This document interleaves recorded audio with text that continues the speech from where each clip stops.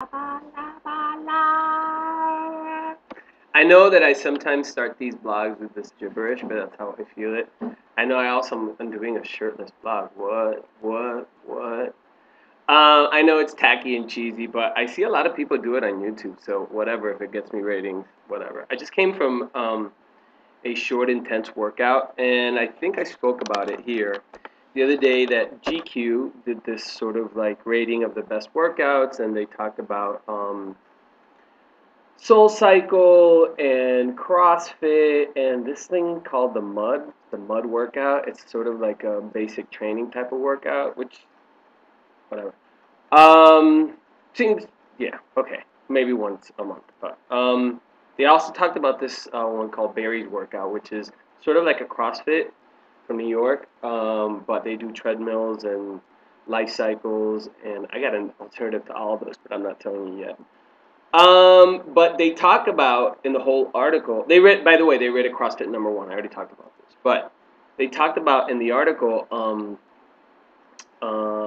They talked about how really, you know, in the last 6 years, what we notice is that, if nothing else, a short 15 to 20 minute intense workout is worth more sometimes than a 60 minute. Let me just jog along. And I do think it's true. And South Beach is the best place for that because it's beautiful. I mean, it's sunny right now. It's August. It's hot. And the city has little parks, and each one of them has pull-up bars and dip bars, and also this city is filled with muscled guys. So that's like bigmuscle.com. You're always inspired to work out, and I just did one of those, and it's really amazing because also here on the beach they don't allow places like LA Fitness or 24 Hour Fitness, any of those that will charge you like or Bally's $22 a month or $18 a month. They don't make it on the beach, and I think it's a conspiracy between the big gyms. They want to charge you $70 a month, and I ain't paying $70 a month. But I just came from one of those. There's lots of things that I want to talk about. I don't know how to approach these subjects.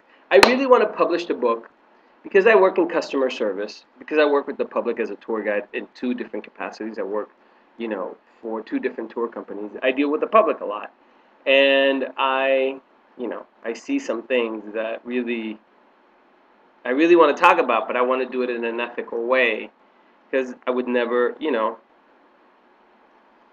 want to just throw anybody off the bus. On the other hand, I feel like they deserve to be talked about. So one day, I don't know, I'll publish a book, change the names of people, just stories of customers, of things that people do that are outrageous, just outrageous human behavior, and that really just challenge my patience and just, it's a horrible comment on entitlement and how people view individuals at work and service and how disrespectful they can be. And I had one this weekend that just, wow. I'm gonna call it the plastics war. One day, I really need to do a better job of documenting them because, oh Lord. Also, I do not go to the movies, but I do watch a lot on demand. I have every cable channel on demand here. And I've been watching The Big Wedding. It's a movie with Robert De Niro and Diane Keaton and Susan Sarandon and some hot Colombian guy or some hot Latin guy. I don't know what his name is. Um, and I love romantic comedies. I love fluff, but it still has to be good. And this movie is so racist in such a wrong way. I mean, they what they're saying about Latin people, even if it's comedic, it's not. I don't know. It's just bad. It's just really, really, really, really bad. And I'm surprised that somebody like Robert De Niro, because if it's funny, it works. But if it's not funny, then fuck you, just a racist. I'm surprised people of that caliber. I mean, those are all Academy Award-winning actors: Robert De Niro, Susan Sarandon, Diane Keaton. They lend themselves for a project just for the sake of being in front of camera. Oh, and I had a breakup with one of the restaurants that I go to here. Just like I comment on people that are bad as customers, I also like to comment on bad customer service. And mine is not known for their great customer service. So I'm really picky about the places that I go eat.